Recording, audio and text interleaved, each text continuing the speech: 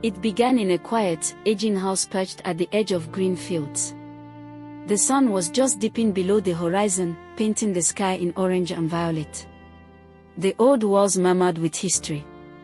Moss crept over stones, the wooden floors creaked with every step. This house had seen laughter, sorrow, hope, and now, fear. Joseph and Miriam lived here with their son, Ravi, aged 22. Joseph was honest and kind, though wearied by the years.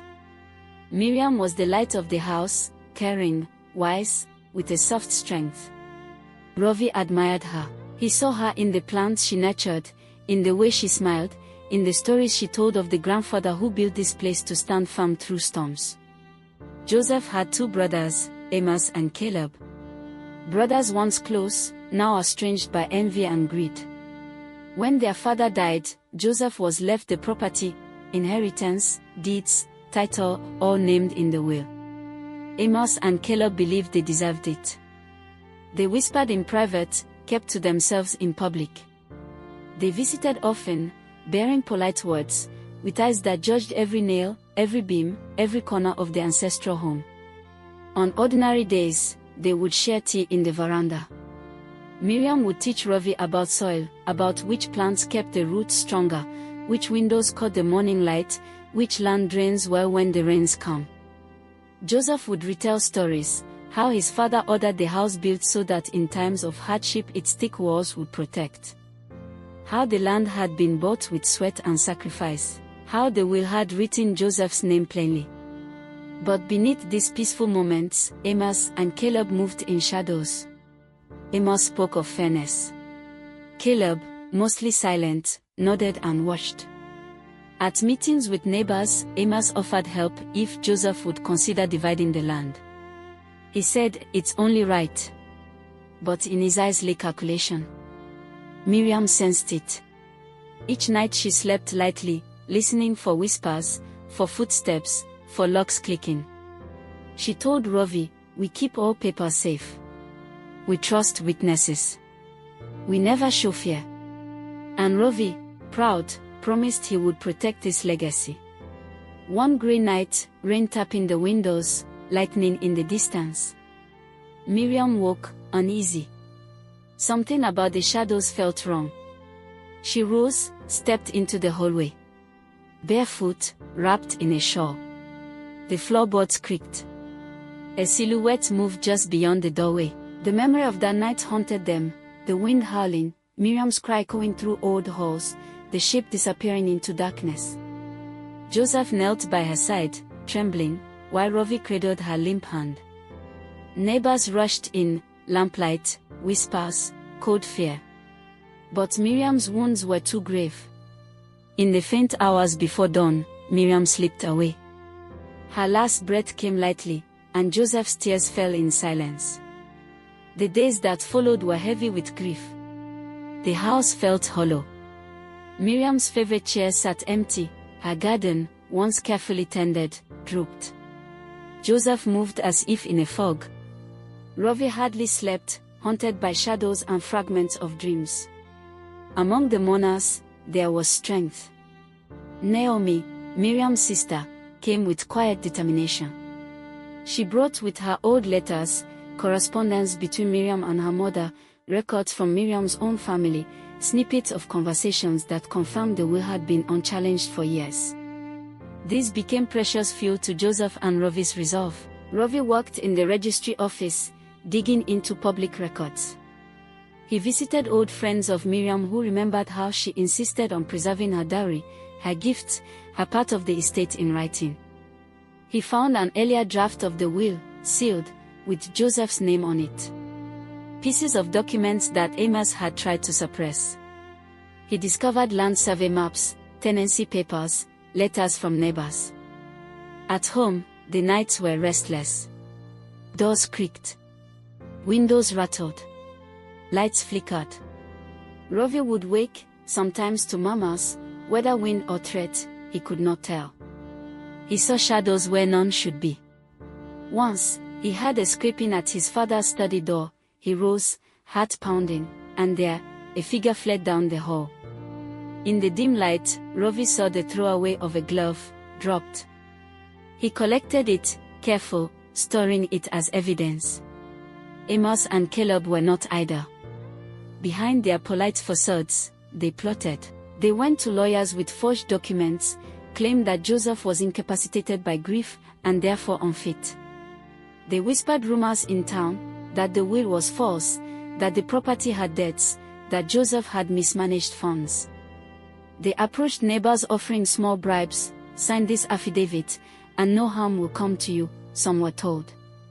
Others were threatened quietly, "Don't testify, or else."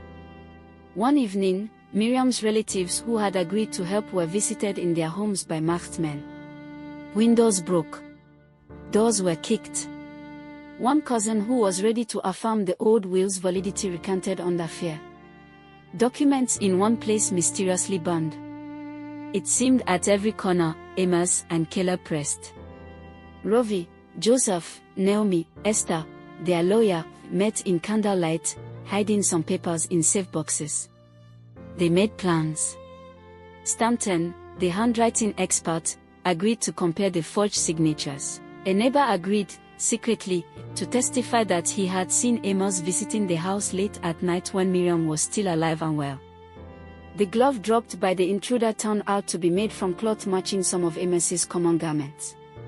The courtroom, on the morning of the hearing, was austere. Tall columns, high ceilings, dust motes floating in shafts of sunlight.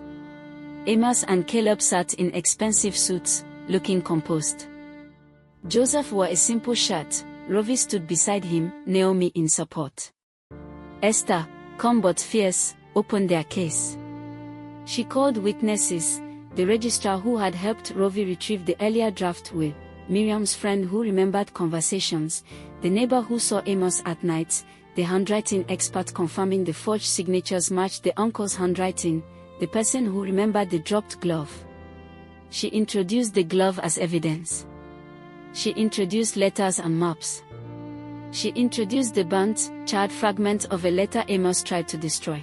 Amos's lawyer argued fiercely, claims of madness, claims that grief led to misinterpretation, that these documents are hearsay or tampered. The courtroom was tense. At one point Amos, pale-faced, was asked under oath, "Did you pay a third party to enter the house and threaten Miriam, or to intimidate Joseph or Ravi?" He fumbled, deflected, refused to answer directly. Caleb sat rigid, sweating. Ravi, standing, addressed the judge, "My mother lived in this home. She cared for every beam, every garden, every path. She planted trees so that future generations would know shade and beauty. She believed in truth. Your Honor, I beg you, do not let fear and greed override the law. Let what is right endure." When Esther rested her case, the courtroom was silent. The judge studied all the evidence, wills, maps, testimonies, letters, expert analysis. After hours of deliberation, the gavel fell.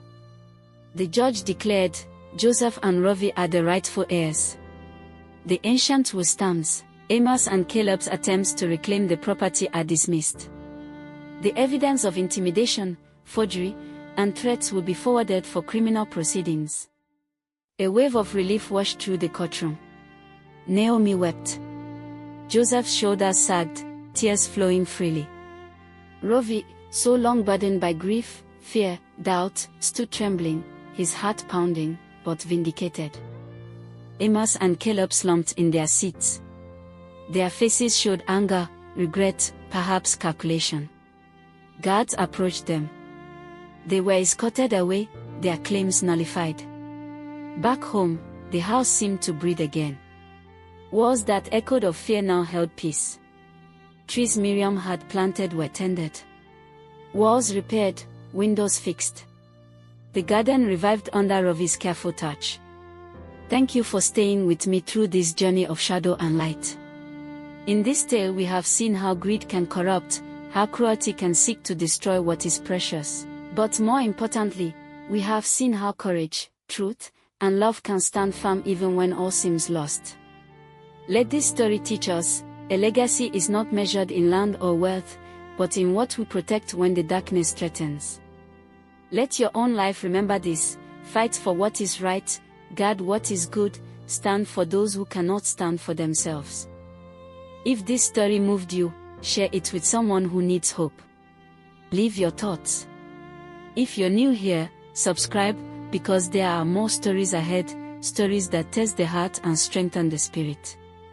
Until we meet again, may truth guide your steps, and may your courage be greater than your fears.